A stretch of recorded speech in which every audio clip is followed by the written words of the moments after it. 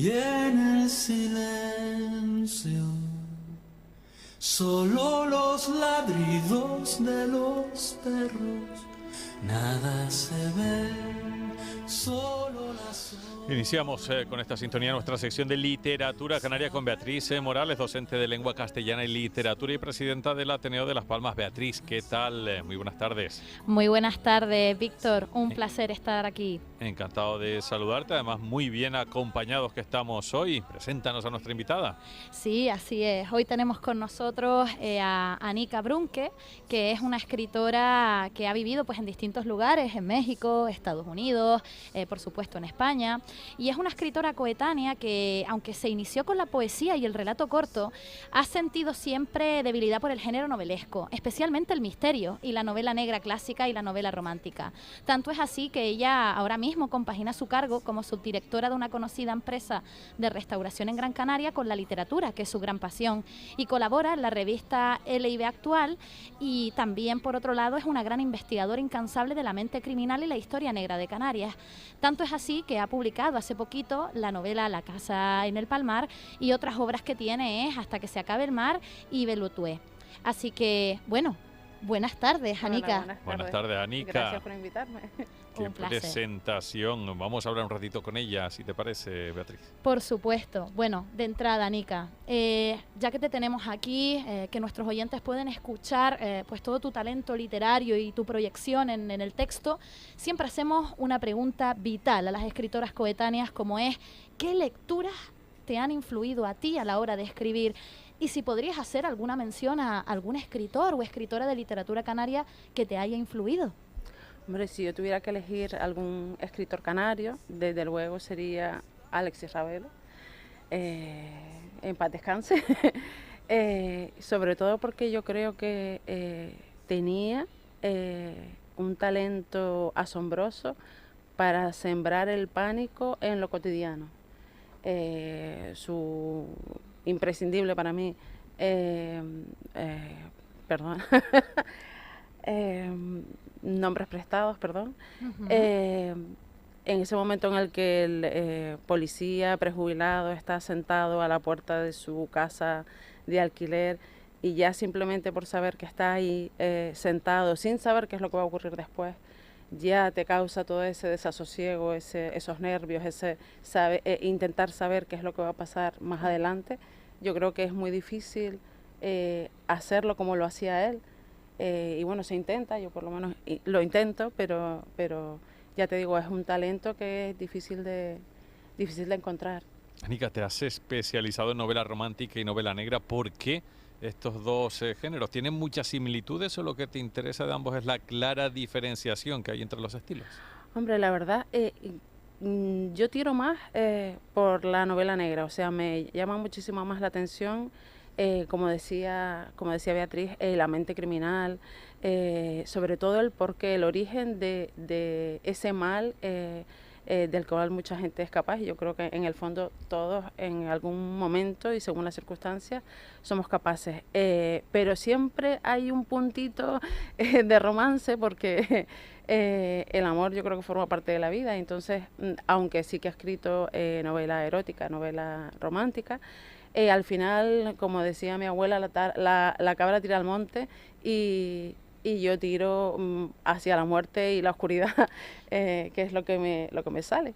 Curioso, porque otra pregunta que queremos hacerte es: como has cultivado poesía, relato corto y ahora prosa, y estás en ella inmersa, ¿con qué te sientes más cómoda? ¿Lírica, prosa, ambos? Con la prosa. Con la prosa. Sí, aunque en mi adolescencia era más de lírica. Bueno, cuando surge el primer amor y vamos, ahí ya estás con todos esos sentimientos bullendo, sí que únicamente escribía poesía, pero no ahora, de hecho hace yo creo que 30 años que no escribo poesía. ¿Sientes que hay un hilo conductor entre tus obras, paisajes o palabras clave, a lo mejor, que quizás repitas? Pues no sé si palabras que repito, aunque oscuridad es una de ellas y también al hablar parece, pero sí que me he dado cuenta que tengo como dejes, por así decirlo. Invierto el orden de las frases sin saberlo, me he dado cuenta pues gracias a al corrector de Ediciones Caroé. Pero sí que yo creo que si tuviera que elegir un concepto más que una palabra, aparte de oscuridad, pues sería vindicación, por ejemplo. Sobre todo la muerte del alma, cuando de repente uno de los personajes sufre de tal manera que ya pasa a ser como si fuera un envoltorio de lo que una vez fue. Entonces, yo creo que tiene que ver mucho con el alma, la oscuridad, el desasosiego, el dolor, la locura. Me llama mucho la atención. Qué interesante, ¿no? Te centras mucho en los paisajes incómodos del ser humano, Sí, sí. esas emociones. Y bueno, hablando de todas ellas, yo creo que muchas se condensan, ¿no? Estas palabras clave, estos paisajes oscuros del hombre, se condensan en tu última obra, La casa en el Palmar. Y nos gustaría preguntarte, ¿de qué va La casa en el Palmar? ¿Qué síntesis podríamos sacar para nuestros oyentes? La casa en el Palmar es básicamente la historia de mi abuela. Por una parte es la historia de mi abuela, o está inspirado en la historia de mi abuela, es un terror de finales de los años 40, que se combina con una investigación policial en la actualidad.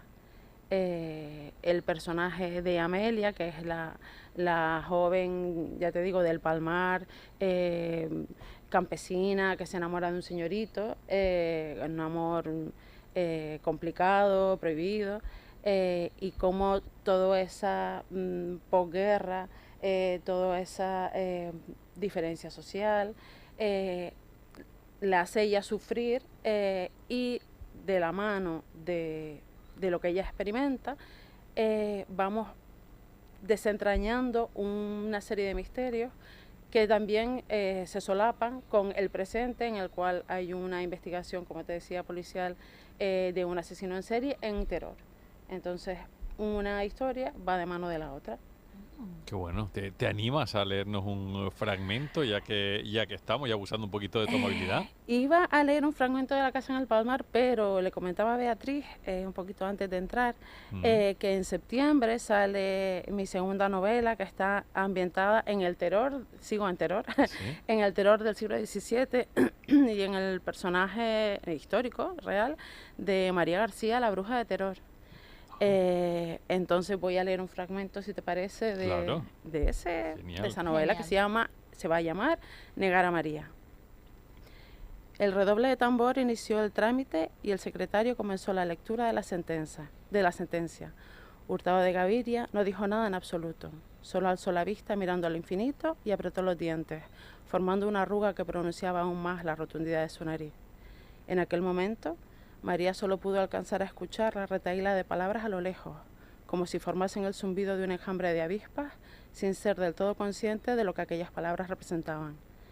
En la ciudad de Canarias, a 4 días del mes de diciembre del año 1608, ante el Santo Inquisidor, doctor don Pedro Hurtado de Gaviria, en nombre de la Santa Inquisición, Christi nomine invocato, fallamos atento a los autos y méritos de este proceso, que por la culpa de él resultan, contra la dicha María García, mujer de Juan Esteves, vecina de la villa de Terores, por hechicería y pacto con el demonio. Debemos mandar y mandamos que la dicha María García, en auto de fe, salga en forma de penitente con una soga a la garganta y una vela de cera en las manos, con una coroza de hechicera, y se le lea públicamente su sentencia. La desterramos de esta isla y de la de Tenerife por espacio de 4 años precisos, y no los quebrantes so pena de 200 azotes y destierro perpetuo de este obispado, y ayune de 12 días, y rece de 20 rosarios a Nuestra Señora. María, con la mirada en el suelo, tuvo en ese día un único pensamiento, una única condena, y con todo el odio y toda la energía de este mundo y del otro, dijo para sí: lloraréis lágrimas de sangre de ahora en adelante, y todo lo que habéis querido para mí se os volverá en contra. Aunque sea lo último que haga, ciega, sorda, muda o muerta, volveré.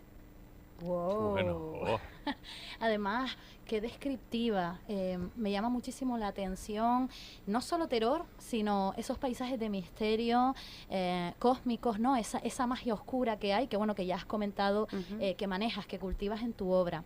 Entonces, una pregunta que me gustaría hacerte es, me he dado cuenta, es más, lo dijiste antes, que Alexis Ravelo para ti ha simbolizado pues una referencia a la hora de escribir novela negra, y tanto él como tú, en este caso, proyectan en espacios insulares ese misterio, el crimen, la magia oscura. Pregunta que te hago, ¿para ti es importante que estas historias de misterio sucedan en espacios familiares, insulares? Sí. Que alguien a la hora de leer tu obra diga a un lector, wow, es que esto está a mi lado, en el barrio de al lado, en el municipio de al lado, me queda cercano.